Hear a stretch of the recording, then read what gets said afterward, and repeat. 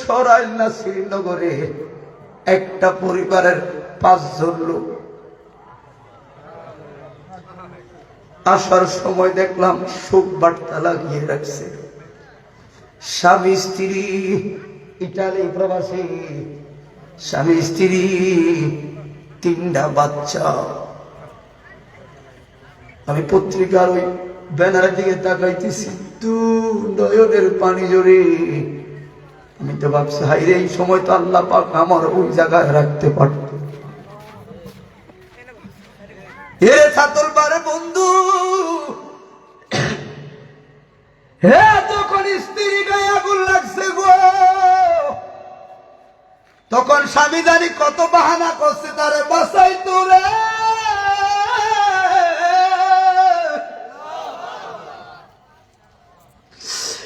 স্ত্রী সন্তান গুলো না জানি কি বলছে, আব্বা বাঁচাও গো।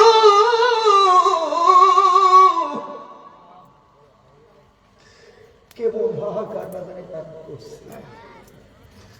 এই যখন তাদের একেবারে ফুরে মৃত্যু শয্যায় পড়ে গেছে, কি জানি তারা বলছে, কেমন জানি তারা চটপট করছে।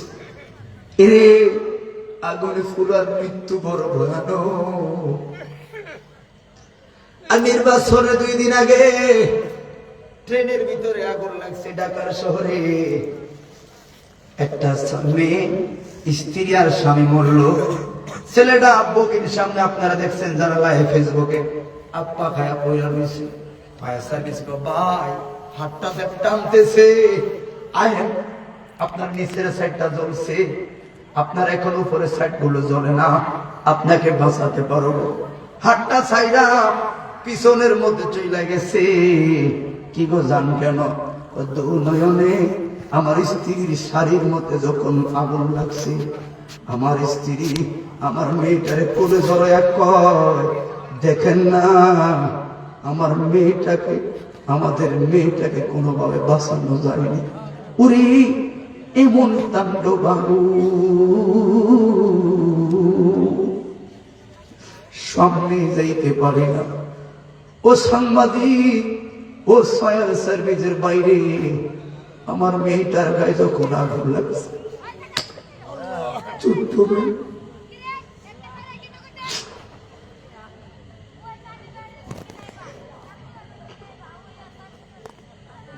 মেয়েটার গায়ে যখন আগুন লাগছে গো,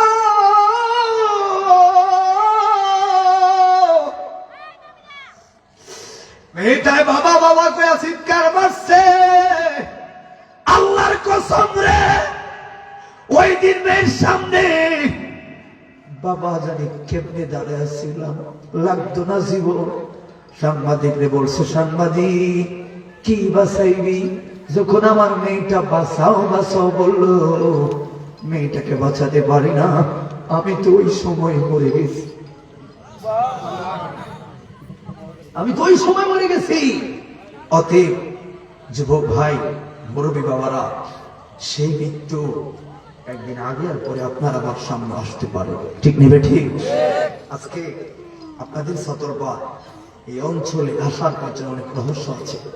অনেক কথোপকথনে কথা বললো, দিন শেষে কত হুমকি কত জনে দিল, আপনাদের মাহফিল করব আরেকজনের জলে।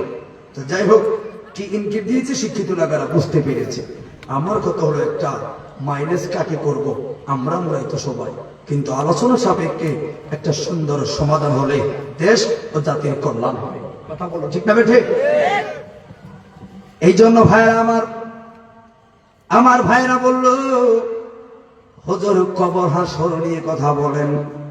এখন আমি ভাবলাম কবর হাসর নিয়ে কথা বললে তো আগে মরণ লাগবে, ওর মরার যন্ত্রণা বড় কঠিন, কঠিন রে, এত কঠিন। এই জন্য বন্ধু, কোন জায়গায় মরণ হবে, কেমনে মরণ হবে গো, কোন ভাবে জানি আমার মরণটা লেখা আছে, আমি জানি নাই। এই জন্য আল্লাহ বলেন, ওয়ামা তাদরি নাফসুম বিআই আরদিন তামুত।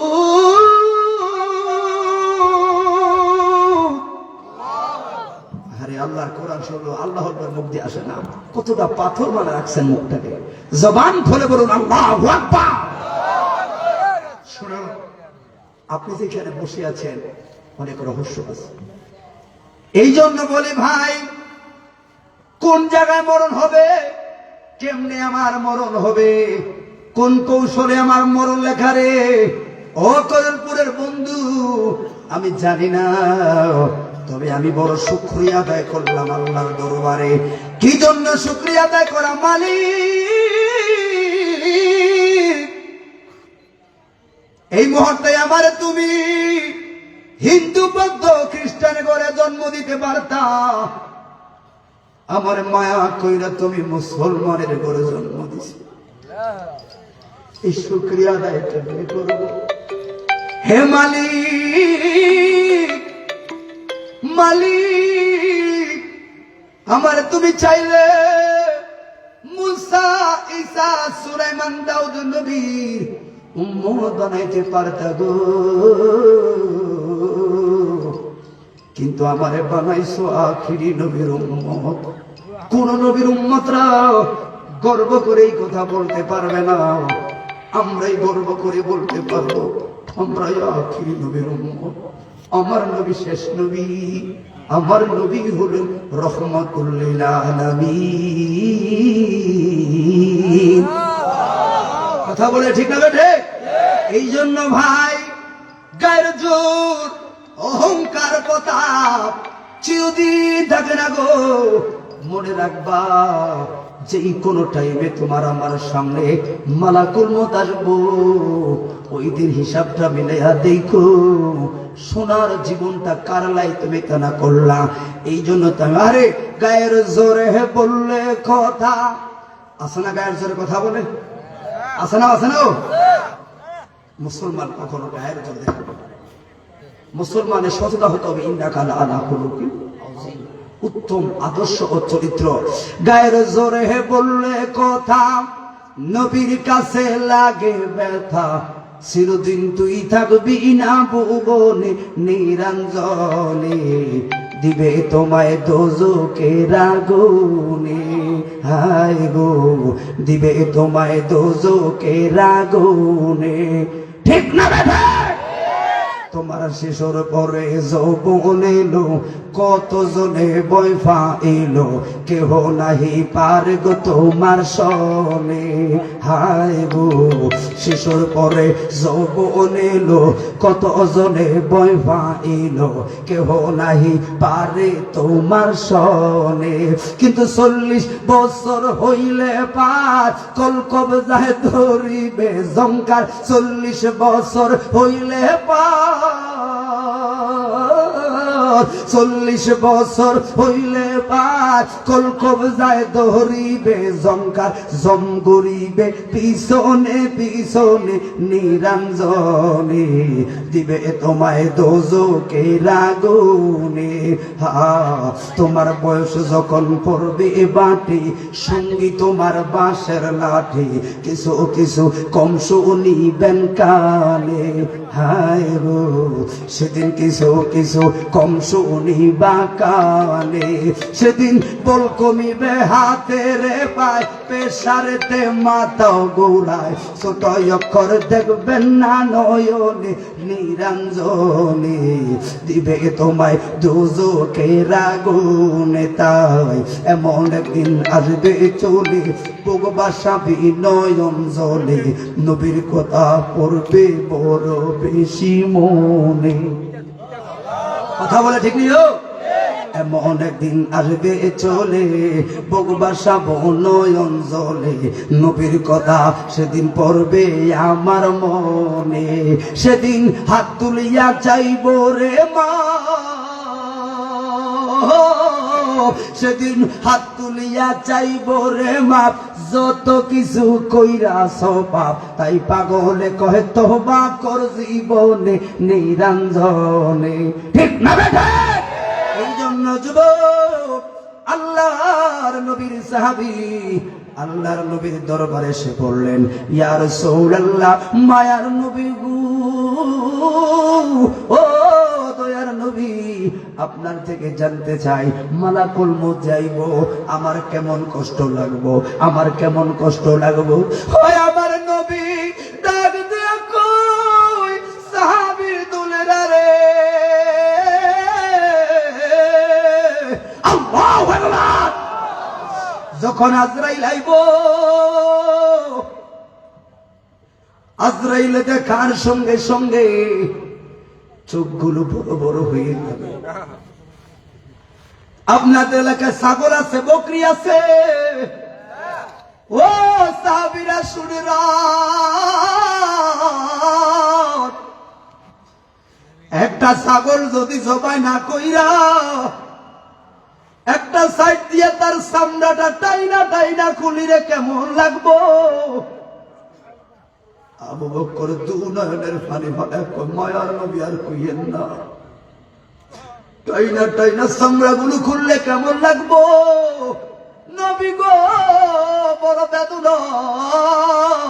আমার নবী বলে, সাহাবীর দল, এর চাইতে ওই ছাগলের জবাই না কইরা ওই ছাগলটার যদি টাইনা টাইনা চামড়াটা খোলে কেমন লাগবে। কয় বড় কষ্ট গো, কয় তার চাইতে আরো লক্ষ লক্ষ গুণ কষ্ট দিয়া আমার সাতুল ফারের উম্মতের রূহ নিব রে।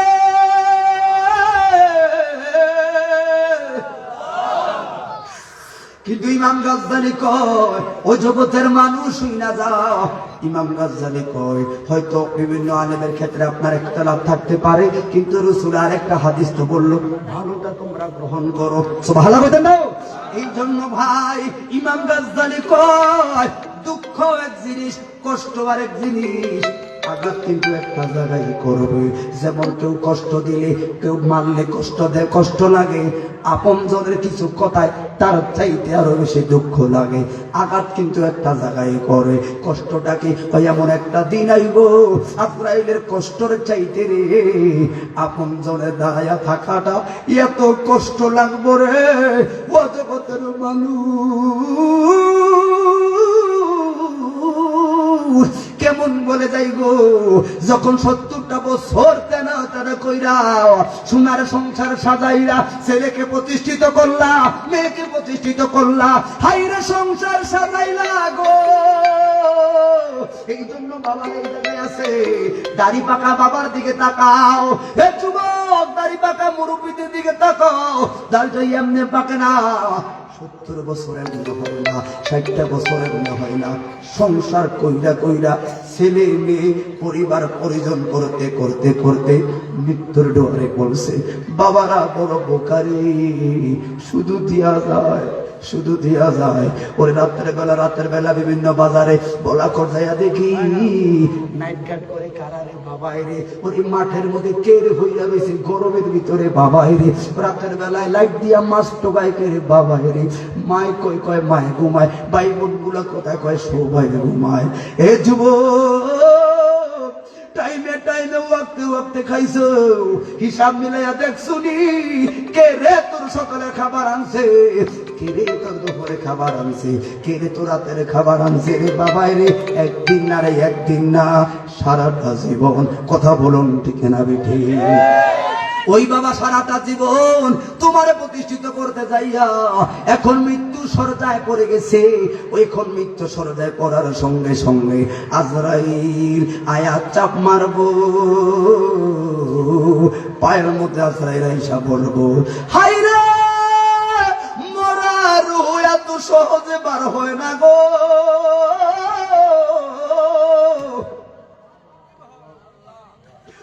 পুরাটা দেহটারে নাচে হাল বানাইয়া লাইব। হে এই জায়গায় চাপ মারলে রূহ ওই জায়গায় দেয়া বলাইব।